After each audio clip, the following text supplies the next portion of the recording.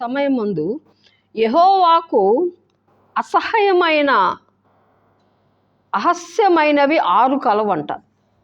సామెతల గ్రంథంలోంచి 6వ అధ్యాయం 16వ వచనంలో యెహోవాకు అసహ్యమైనవి 6 కలవు, 7 ఆయనకు హేయములు.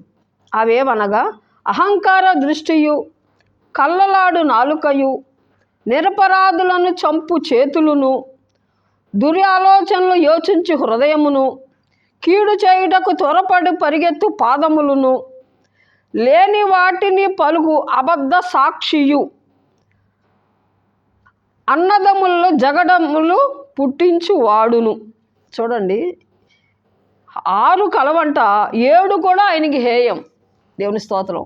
ఇవన్నీ ఇట్లాంటి క్రియలు మనం చేసినట్టయితే అవి దేవునికి హేయం అంట. దేవుని స్తోత్రం. కాబట్టి అన్నదమ్ములలో జగడములు పుట్టించువాడు జగడములు పుట్టించకూడదంట. దేవుని స్తోత్రం. కాబట్టి ఈ 6, 7 ఈ దేవునికి హేయమైనటువంటి ఈ క్రియలు మాని దేవునికి ఇష్టలుగా మనం జీవించినట్టయితే మనం దేవునిలో ధన్యకరమైనటువంటి జీవితం మనం జీవించవచ్చు. దేవుడు ఈ మాటలు దీవించునుగాక.